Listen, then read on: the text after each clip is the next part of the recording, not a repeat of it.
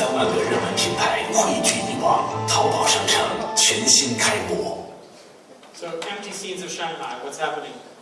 Okay, what's happening is the significance of 1.91 trillion RMB in one day. How much euros is that? Well, 0.19 euros. 0.19 trillion euros. 900 billion euros. Yeah, 190 billion euros. 1 day, single day cash transaction on Tmall.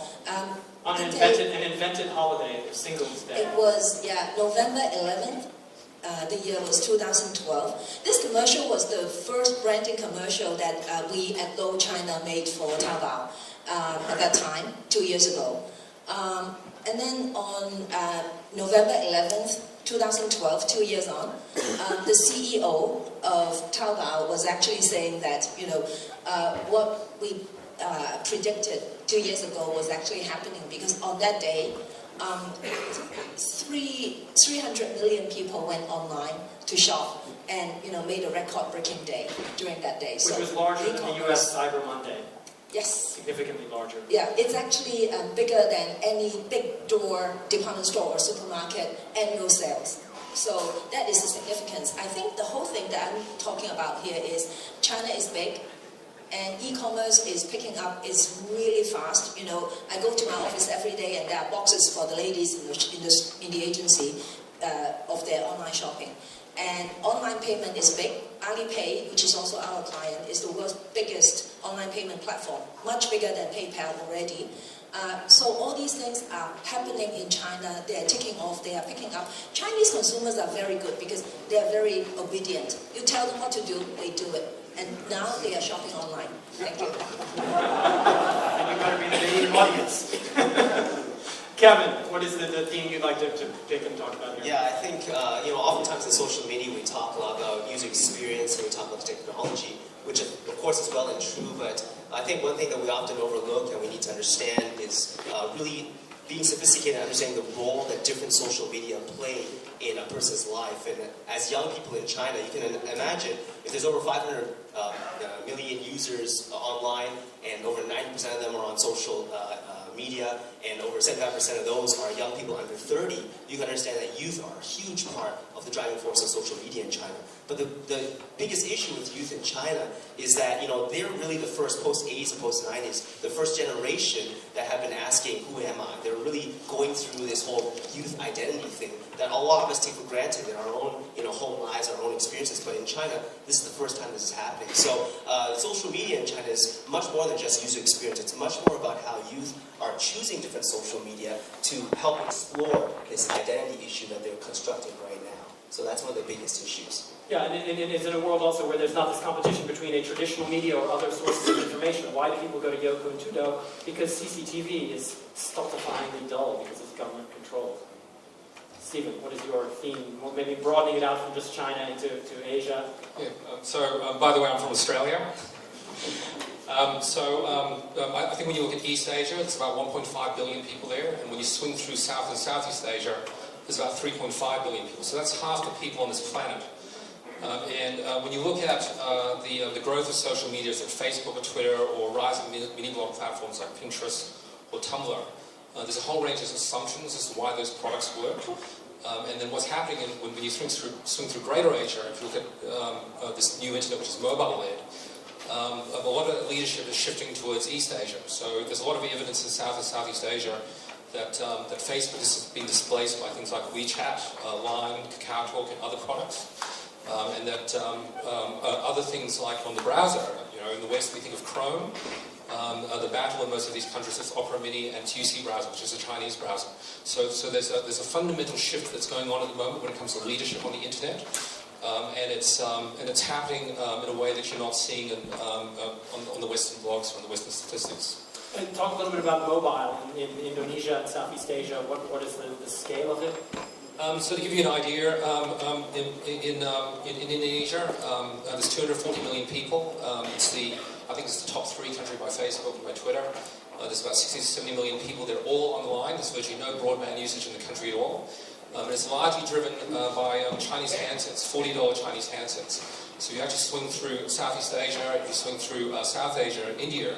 In India, for 10 years, the internet has been stagnant. In fact, in some years it's been declining by numbers. In the last 24 months, it's been growing. It's all led by Chinese handsets. And what is the functionality of these handsets do?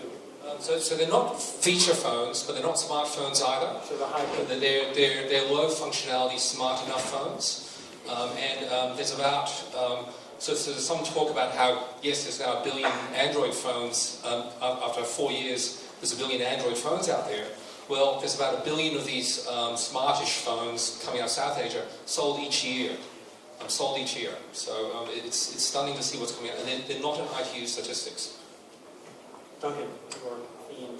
Yes, I'm based mostly in Beijing, but for my lungs and health, I quite often now in Silicon Valley at Stanford, where we have very fast internet, and I don't need to open VPNs, and I don't need to put a mask on my face. So, but putting a mask on your face in Beijing means you feel very different, and opening a VPN, which is the way to get around the census, is very interesting. You realize you're in a parallel universe in China. Particularly in Silicon Valley, there's a risk of valley vision. You know, the valley is a valley, and you can't often see over the horizon. And that's been changing. There's been a lot more international involvement of Silicon Valley, new ventures and stuff. But if you look at some of the companies upstairs talking, you know, PayPal, eBay, Google, Facebook, why have they not really penetrated China? Yes, some of it is due to censorship, clearly, but some not. I mean, for example, as you mentioned, Taobao, Jack Ma's Alibaba's sort of empire has really been through entrepreneurial smarts. So I think first let's have a look that 3 of the top 7 internet companies in the world by market cap are Chinese, and they haven't even gone outside. And China. looking almost exclusively at the China market. Yes, and it just now, I mean, WeChat from Tencent is beginning now to sort of spill over its borders. 4 of the top 20 websites today in the world are in China, in Chinese. Google is at 23 or something with Google Hong Kong. So you're going to say that they were there. 5 of the top 25 are Chinese, and that's just the beginning. You know, we're only at urbanization and penetration is increasing. So I'd like to pick up on what Stephen said, that I think China's emerging with Korea, Japan to a great degree, as a new California, the source of growth and innovation and trends. So the way Chinese use online shopping or Taobao or WeChat is beginning to have an influence on the global market. And I'd like to use General Motors as an example. GM, as you know, was saved by China as a company. And now you start to see models of cars debuted first in the US, in China, that then come to the US. Longer wheelbase cars, because even if you buy a mid-range car, you'll have a driver in China. And you see Jade features showing up in cars being released in Detroit. It's very strange. The Chinese consumer is really moving into the forefront, as it used to be the California, trend that's set for the US, for the world. It's a coexistence. It's not displacing California, but increasingly we have to look at 2 parallel universes and how they actually connect. It's very interesting. Okay, these parallel universes, is China a copycat nation? Does every social media site get then copied in China, and we're just seeing a weaker version of the global sites? Yes, but it's not just that. I mean, and I think people make the mistake of innovation being this eureka moment where something radically new. A lot of innovation is tweaking, is enhancing. Okay, but it starts with, with RenRen, when they started for a long time on their homepage, it was a pixel-for-pixel copy of Facebook, to the point where on the bottom of the front page it said a Mark Zuckerberg production. Yes, I would like to say that guilt is a Judeo-Christian concept, and in China, shame is much more effective than guilt, which is like, it's not that you would be embarrassed, you wouldn't say to your child, you shouldn't have cheated, it's terrible, you should be like, you shouldn't have cheated, what are the ones next door going to say? So shame is how you sort of enforce things in China. But you're right, there's a lot of it copying, but it's not just that. It would be wrong to say, oh, it's just censorship and copying, let's write China off. They'll buy your company in 5 years if you're not careful.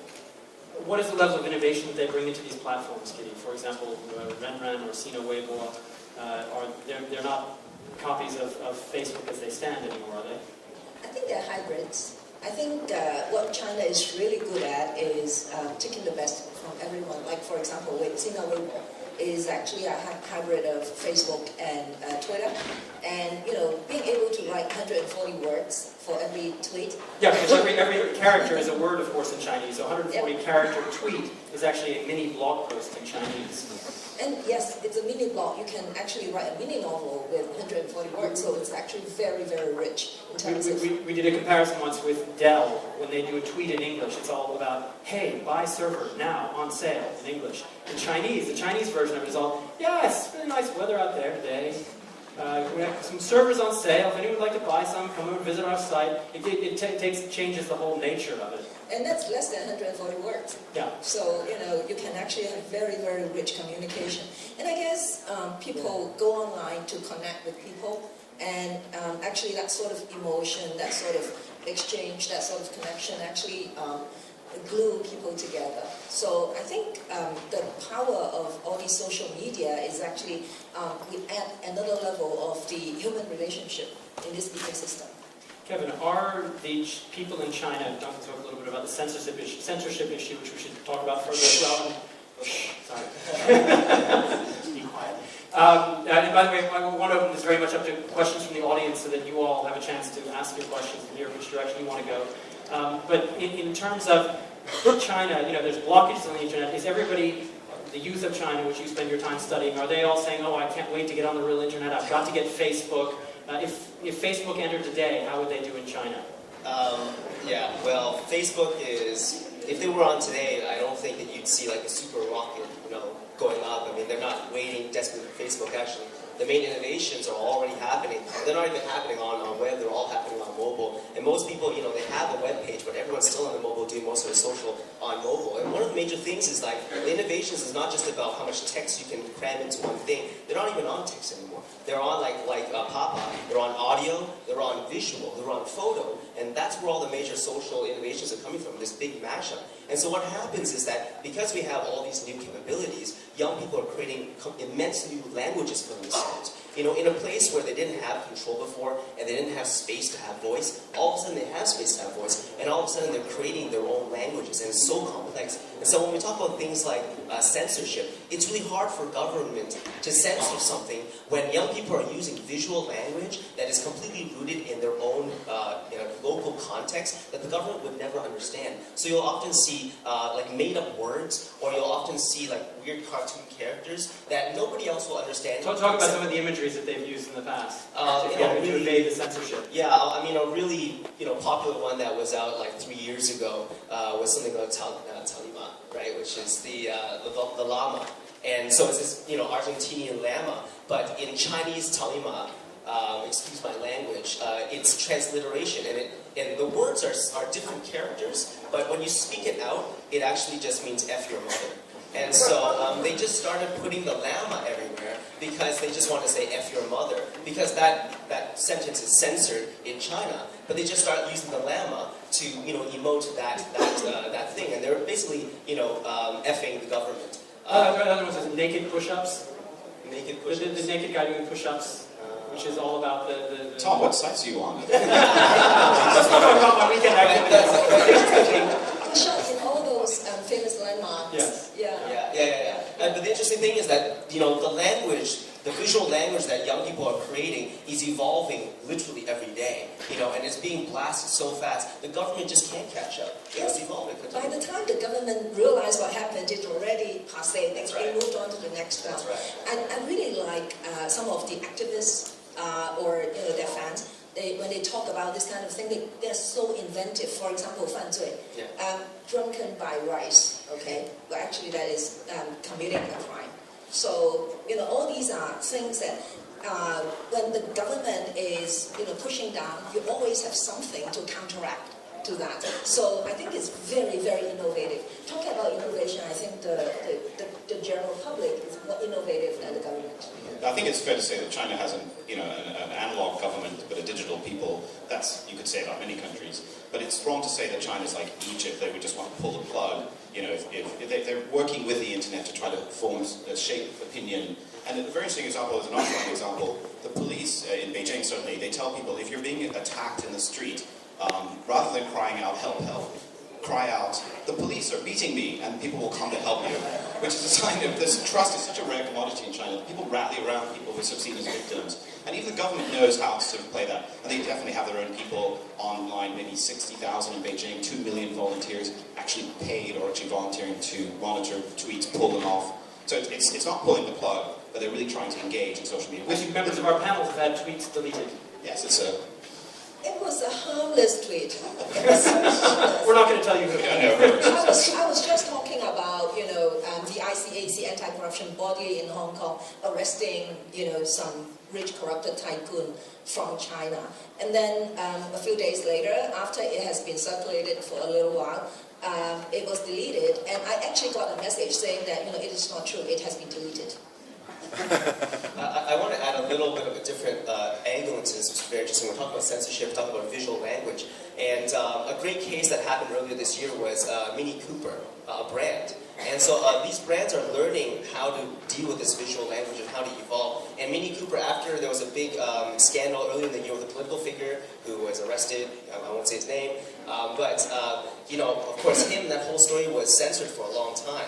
And of course young people continually, this is their reality, they know this censorship and they're still frustrated about this. And what's interesting, Mini Cooper came up with an ad where it was just, Mini Cooper's ads, it's just the Mini Cooper in a picture, right? And usually they have some copy on the bottom. Well, this Mini Cooper had the Mini Cooper, and it had a bandage over the Mini Cooper's bumper, like, bandaging the mouth. And there was no copy on that ad. But, young people saw it, and they understood exactly what Mini Cooper was trying to say, which was even Mini Cooper, is upset about the censorship, and so they're self-censoring themselves. And this type of visual language, brands are even getting involved with, because the people that are working these brands are young people, they understand it, they speak the language, and by the way, it's bought media, it's out, advertising spaces, and the government can't do anything, they're not actually saying anything, right? But so, back to a conversation we had earlier today, are you implying that everybody is turning into an activist, or is it a sort of a transparency push that a new generation that's using these tools is experiencing? Yeah, we have very interesting differences between the post-80s and the post-90s. Basically, those born after 1980 and those born after 1990. And these stark differences, those that are post-80s, they're very anxious about the government and they voice their criticism. But they won't actually do anything. They're actually still quite scared about the government. The post-90s are so different because they really are the generation that grew up in the social media age, and they start to realize the norms of social media, that everybody has a voice, everyone has action. Post-90s are much more, not naive, but they're much more open in terms of how they approach the government. And so, for example, we have one kid who's in university, and what he did with a bunch of his friends was he put together, he mashed up a site that was like a live infographic site, tracking visually all the different scandals happening around China. Now, a post-80s kid would never do that. They would just be afraid that the government would come in and take that person to prison. Well, eventually the government found out this site, and they actually went to the school, and the officials talked to this kid. And the kid had a conversation with a government official. The kid recorded the entire conversation and transcribed it and put it right back online. But did he consider himself an activist? No, he doesn't consider himself an activist. He feels that this is information that he cares about and his peers care about, and he feels like this is something that we can do together and share this information. He's not saying anything bad about the government. He's just letting loose information. And he said, we asked him, we're like, so aren't you afraid that the government will stop you? And he said, well, I'm going to keep on clawing forward. And if I feel a wall, I'll just switch directions and keep on going another way. I think just one quick follow-up on that. It's just with Hong Kong, who's one of China's leading bloggers and social media commentators. She describes that rift as like a San Andreas fault, dividing the sort of post-80s and now the post-90s. Yeah, and occasionally it rumbles and the government knows it's there, and one day it might lead to something very big. It's certainly a very interesting thing. Okay. I was going to say that if there's one characteristic about East Asian social media, it's this choice in your identity model. If it's the slightly older generation hiding behind a virtual identity, or a new generation which is realizing it. In Japan, Gree, which is the normal Gree is basically a dating game, founded on the idea that your avatars are dating as a means of Japanese custom. But then when you look at the applicability of that pluralistic identity model as it swings down throughout the rest of Asia, you find that in other markets, if it's the moderate Islamic markets, so my company has a very large user base in Indonesia, You find that people find freedom in a virtual identity because they don't want to be mugged or whatever their religious views might be. Or if you go to South Asia, you find that there's some terrible examples like this. That poor girl Malala, who got shot in the head by the Taliban for voicing her opinions. Virtual identity actually gives these people a freedom of choice to express themselves. And when you look at that, say, that pluralism of identity, and you can look at, say, the relevance of Western social media, especially Facebook, which assumes a real-world identity model, that sort of says something about, well, what are the challenges? There's a new battleground here emerging for what are the social platforms which are going to be relevant for these markets in the future. Once again, this is half the planet. This is China. But do you see that evolving, that role, the real-world model, a real-world identity model in Southeast Asia? Is it becoming more open? In some parts of Southeast Asia where they're westernized, and I'm talking about the Judeo-Christian religions having their influence, but in Islamic markets, I mean, they're struggling to come into the 21st century, and if it's dropping out of the upper castes into to the middle, low caste in India, or if it's the Islamic markets, the issues are the same. And those things aren't going to change as quickly as Chinese society has changed. Chinese society is evolving at just an incredible pace. Some of these countries, the caste system has been around for 5,000 years. There's a good chance it's going to be around at least for another few hundred. So Stephen, we've heard quite a bit about why it is that these platforms are doing well in China. Let's talk about, not from the user end of things, but you're an entrepreneur, founded your own social media platform. What is the challenge that Facebook and Google and all these global platforms are facing in Asia? And how well are they succeeding, or where could they improve what they're doing? I think there's a couple of issues here in regards to Facebook and Google's numbers. Part of it is Facebook was born out of a desktop experience. It's carried part by mobile because of the low-cost Chinese handsets in its markets, which implicitly tends to be a thin user experience. So when you're swinging through Indonesia and you look at Facebook's numbers, and you actually do polls on the ground, you find that basically actual reach and engagement is lighter than people think. And then there's issues with regards to monetization. Many of these westernized social media platforms are based on a collection of data about you that may become valuable to advertisers. When you swing to the North Asian models, there's this pluralism of monetization models where you're monetizing by emotion, through gaming, through emoticons, virtual gifts, and other items and the like. And that, of course, has a very different implication for marketers, for people who are running agencies and the like. Okay, I'd like to ask the audience has any questions in just a moment. First, Duncan, if you could talk a little bit about what the Asian companies, these Asian companies are doing in terms of regionalizing themselves and how that's evolved. Well, most Asian... Microphone's ready. Oh, microphones, yeah. So most Asian companies, certainly Chinese companies, are focused on the Chinese market. No kidding. I mean, it's over $500 million and growing. So very few have actually ventured beyond their borders. Tencent is one that I mentioned. Their app, WeChat, which is available in English, both for iOS and for Android, has no spelling mistakes. What's with that? We can't even get good Chinglish anymore in China. So and they're going to, they have depth of the language. Yes. Actually, I can jump in there. Tencent has a controlling interest in DST, yes, which had 10% of Facebook. Has its investment in DST, but yeah. So no, I mean that's a exception that proves the rule. But others like Baidu, which is China's Google, effectively, partly due to censorship, partly due to other things, has tried a little bit to do some regional expansion. One area was Japan, but guess what? When on the recent controversy of those islands, which shall remain nameless, between those two countries. Baidu put, rather than the cute little Google Doodle that you have for the day of the World's Children's Day or something, they put a map of those islands on which Chinese could plant flags. And Baidu say, well, it's better they do this offline than on the streets. Yeah, right.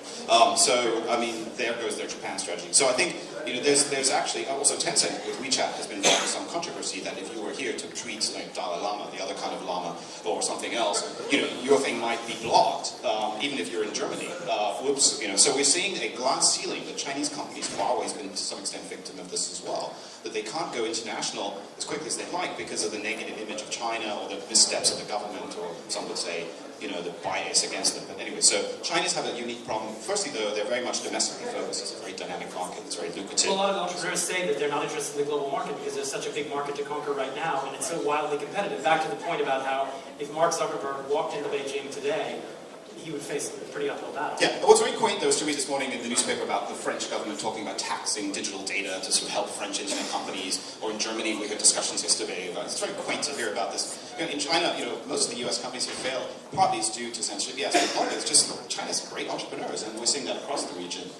So I'm not saying that Europe doesn't, but the chronology is that US companies got very well established here with all the cash they had in the dot-com boom, and it was very difficult for Europeans to displace them. In Asia it was slightly later, and we had in Japan and in Korea the growth of mobile came much sooner, so there's been some very interesting differences between the Asian markets and the US. Okay, do we have any questions from the audience? Yes, please. We have a microphone, please, for this gentleman. Here you go.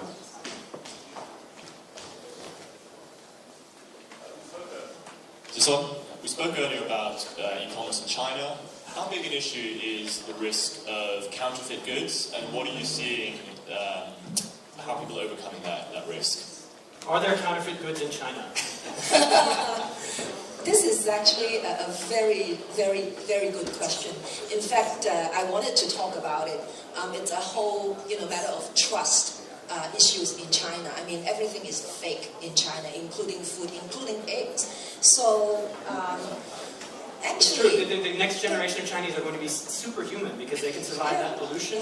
They can eat melamine in the children's food. They can compete against all the other Chinese that are trying to get into the top universities. Sewage oil and everything. Yeah. So, in fact, the reason why Alibaba came up with Tmall is actually one thing to combat that. Because at the beginning, Taobao.com, which is a C2C e-commerce site, is flooded with all these cheap fake goods. So if you want to buy the real thing, I mean, you can't buy it on Taobao. So Alibaba created Tmall, which is a B2C kind of setup, so that legitimate brands are actually they rent the space just like in a shopping mall. So when you go to Tmall.com, you're actually buying the real things. So that actually helps in terms of distinguishing between the real things and fake things. The fake things are there to stay.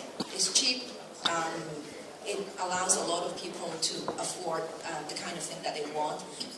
You can actually buy 10 euro dresses, online. So, it's actually a very good thing for domestic consumption. But if you want to buy real things, there are opportunities. And I think this is also an area that we spent a lot of time talking about. I think, Kevin, with his study on the consumers, will tell us that trust is something that the consumers are very hungry of. And that's why, when a little bit of advertising here, when we worked on Alipay, which is the online payment platform, originally it was considered as a tool. It's just a payment tool, nothing more than that. But Alipay wants to create a brand for themselves. And we actually spent a lot of time looking at the communication and the insights, and we found that consumers are hungry for this kind of trust. They want to trust an organization.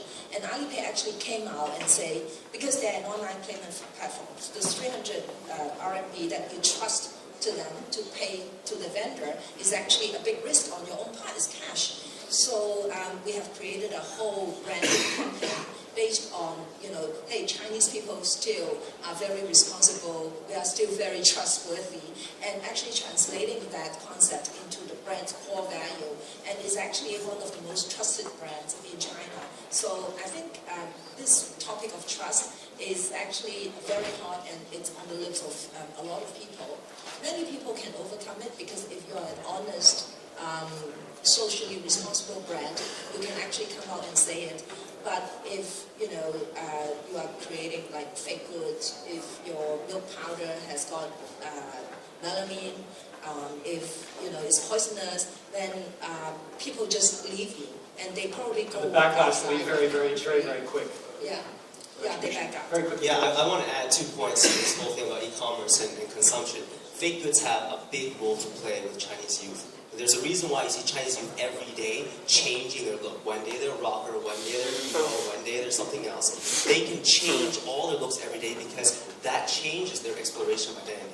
They love to buy not 10 euro dresses, 10 RMB dresses, and they love to wear it, and they might buy 5 of them, pick one, send the 4 back, because it's free shipping, and they'll wear it a few times, and then they'll switch to something else. fake goods have a very key role to play. They will pick and choose the real goods or the branded stuff after they know exactly what that means to them and why they will use that.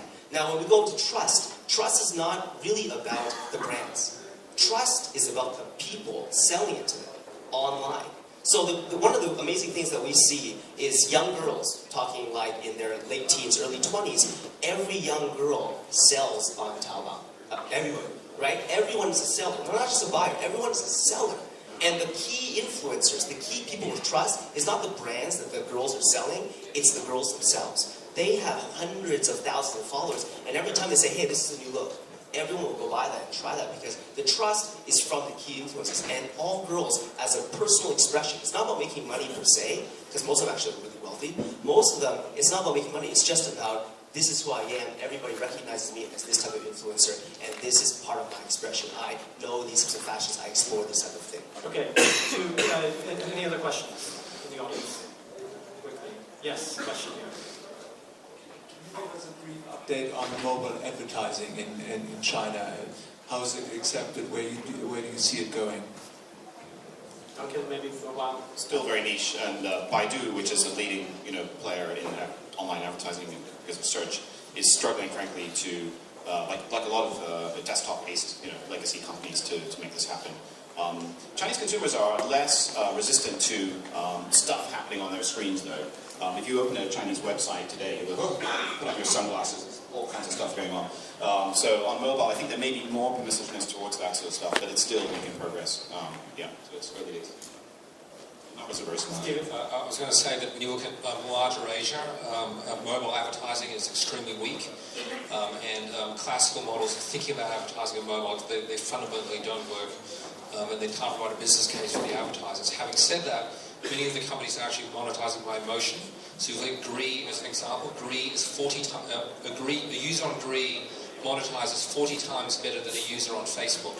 It's 40 times. And it's all based on emotions, virtual gifts, much alike. And if you actually then find a different alignment as an advertiser through those virtual gifts, there's likely to be an answer in there somewhere. Okay, excellent. I think that's about all we have time for, so I'd like to have a round of applause, please, for our fantastic panel.